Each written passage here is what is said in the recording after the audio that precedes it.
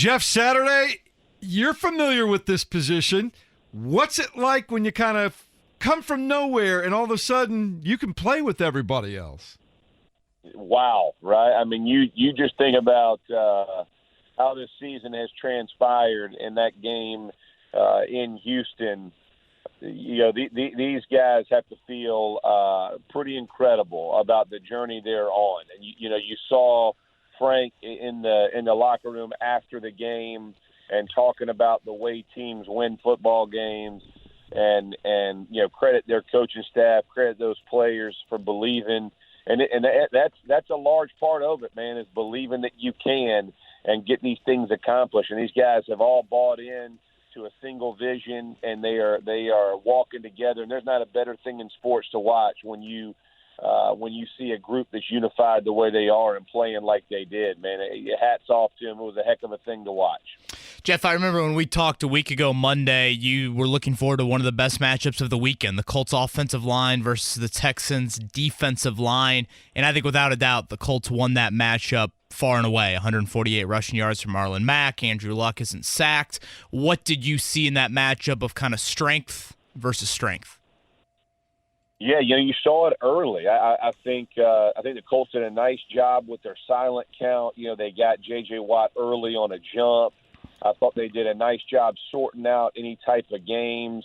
Andrew Luck did a really nice job of moving around and being in the pocket because that line had done such a good job, whether they were slide protecting or base blocking, man, they just wired them up. I mean, you just saw so many different times.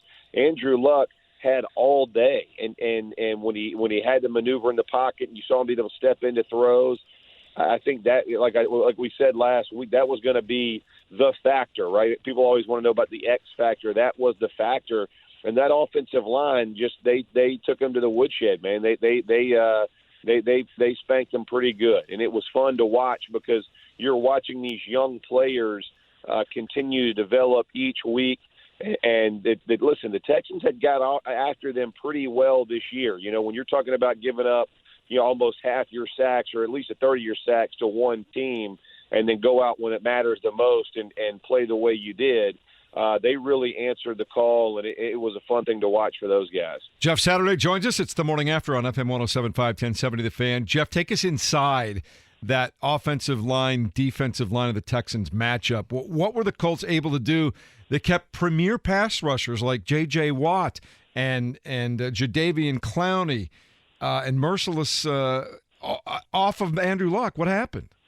Yeah, listen, the first they mixed it up a lot. Like you saw the very first touchdown to Ebron, you see Smith out there and he chops Merciless, and Costanzo on the other side is chopping as well, and the inside three guys are jumping them, and then you see you see them deep set again. They just varied their protections and did a nice job changing off games when the Texans tried to bring pressure. The offensive line sorted it out really well. They understood where they need to go. We talk about it all the time in the offensive line. Your eyes can't lie. So, even if they were looking at a linebacker, their bodies, they didn't leave to look. Their bodies stayed in a position where it needed to be to help the guy beside them. So they traded off a ton of games, twists and different things up front. They did a really, really nice job. And when you're running the ball the way they were doing, it takes a ton of pressure off of you because the defensive line has to play it straight. They just can't pin their ears back and try to come at the quarterback each and every time.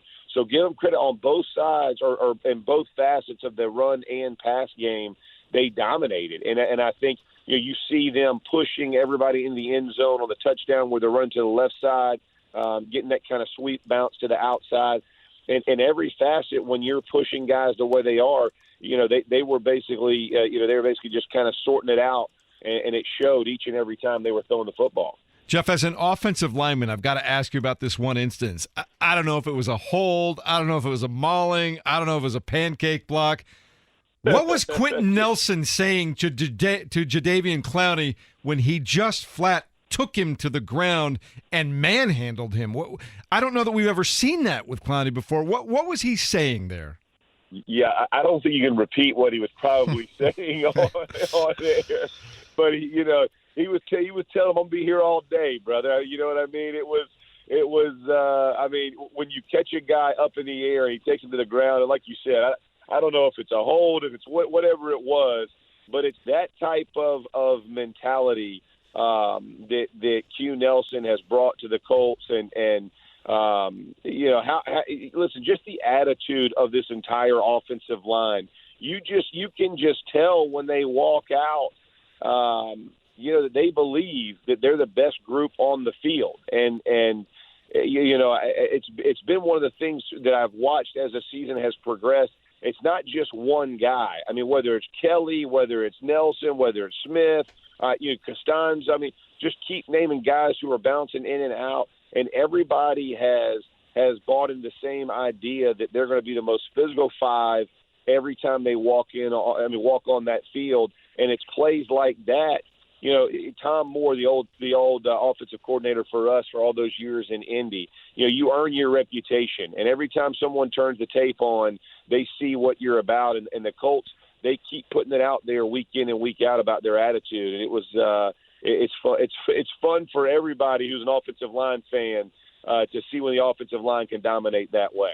Jeff, probably the most impressive thing to me about the 2018 Colts is the continued style of these wins. It's not needing Andrew Luck to throw for 350 yards and 3 touchdowns on Saturday. They went down there, they dominated in the trenches, they ran the football, and they got timely defensive play really throughout the course of 60 minutes.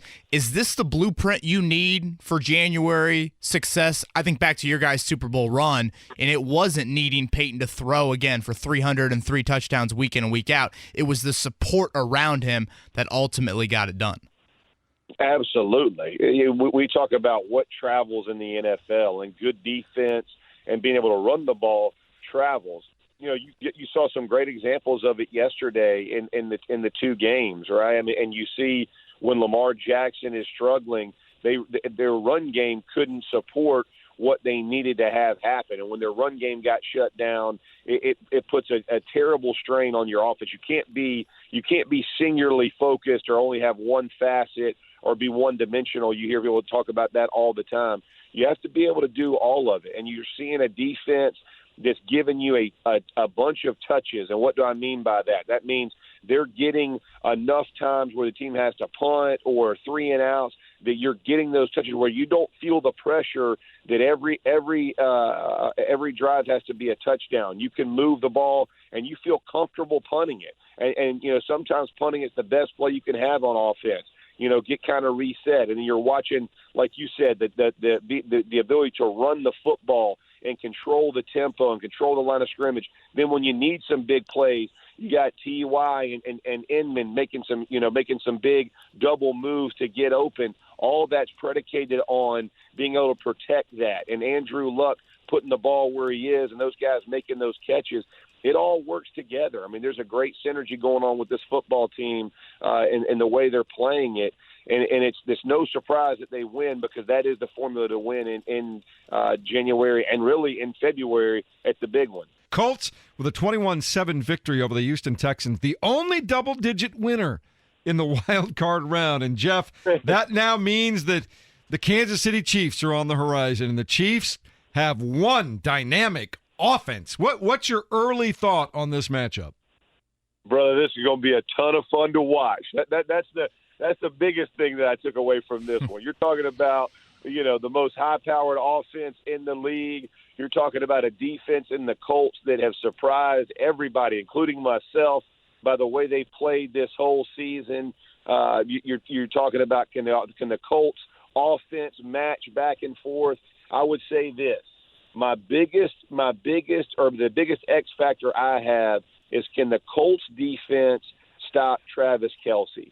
And when you look at the Colts defense, they're not very good. I think they're actually last in the league in covering tight ends and the way that tight ends can affect that defense. And, what's going to be the game plan to really try to take out, in my opinion, Mahomes' biggest threat, and that's Kelce. And listen, it's not just his pass catching ability. It's not just the big plays. It's not the runs, the little pitches that he gets, and then he all of a sudden runs at little jet sweep type things or counters inside. It's the attitude that Kelce plays with. I mean, this guy, you remember the jump last year? He jumps, I think, 5 or 6 yards to get in the end zone. He has that attitude and that kind of swagger that his whole offense kind of feeds off of. And in my opinion, you have to match that and meet that from the Colts defense. If they can match that and take him out and make the Hill and make Hill beat you, make Mahomes beat you with his legs, and not necessarily have that tight end kind of security blanket to feed on, I think it gives them the best shot to win this game in Kansas City. Jeff, one theme we did see on Wild Card Weekend, the 3 quarterbacks making their playoff debuts all lost. Patrick Mahomes, of course, incredibly talented, probably the MVP, putting up just insane numbers this season. Any concern there over him making his first start, or was that just a little bit of an outlier on Wild Card Weekend? No, I think that's an outlier. I think when you look at what Mahomes and that Kansas City offense has been able to do, it's the style that they play. In my opinion, it would be hard for that whole thing to go away because they have so many playmakers that make plays after the catch. It doesn't have to always be a perfect throw. They're not depending only on the run, right? They have so many different layers to their offense. It's going to be a group effort for the Colts to be able to stop it. The one thing I would say about the Colts, though, that gives me, hope, I said it last night on primetime. They asked me what would be the upset that I saw. It's Colts, catching Kansas City is, Kansas City, last year losing in the first round, the way they have at home, the pressure they're going to feel. If the Colts can keep it tight early, that's the pressure that offenses, especially high-powered offenses, feel. If you can get a stop early or 2 stops early, you make them punt, all of a sudden that puts a ton of pressure on their offense because then you feel like you do have to score. And, look, I lived it.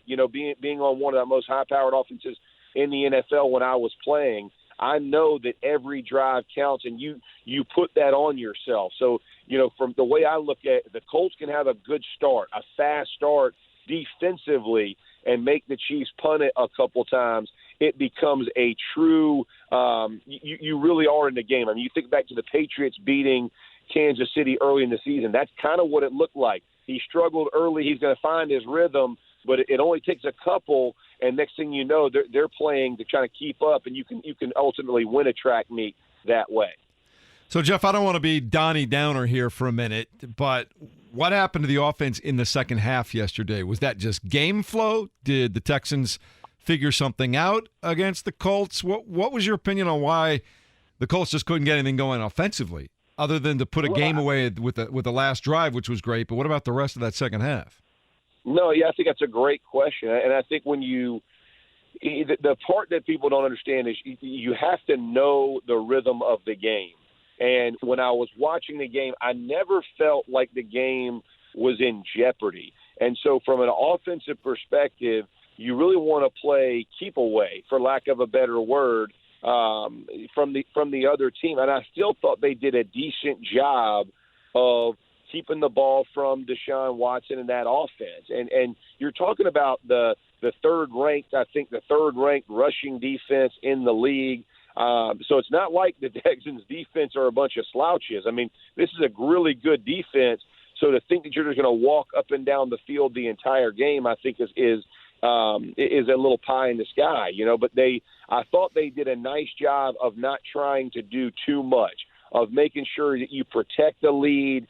Not necessarily that you're playing like a prevent defense offensively, but you knew you weren't going to try to make any big plays on the back end. You were going to play smarter football, and I thought they did that. I mean, I really watched it, and you definitely want to score more than they did, but it was never one of those that I felt like the offense was missing. It was just they weren't in as good a rhythm. Listen, they started as hot as you can start. once you get a lead like that, there's sometimes when you just go, hey, there's no need to try to push this thing. They'll go back, spin it different ways because you always want to stay hungry. But the reality is they stayed in the flow of the game really well that ultimately, sealed the victory late in the game.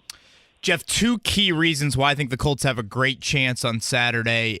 It starts on the offensive side of the ball in that they can play keep away, they can ground and pound it, and Kansas City struggles stopping the run. And then on defense, a huge element of Matt Eberflus's scheme is not allowing big plays. The Colts are one of the best in the NFL in keeping things in front of them this season. How important are those two things, trying to play keep away on offense and then making sure Kansas City doesn't hit that chunk when they do get the ball? Yeah, Eberflus, like you're talking about, anytime you're playing Tampa 2 and you're keeping – listen, you'll give up a ton of yards, and you're fine with that. It's ultimately it's keep it in front, make every drive be a sustainable drive.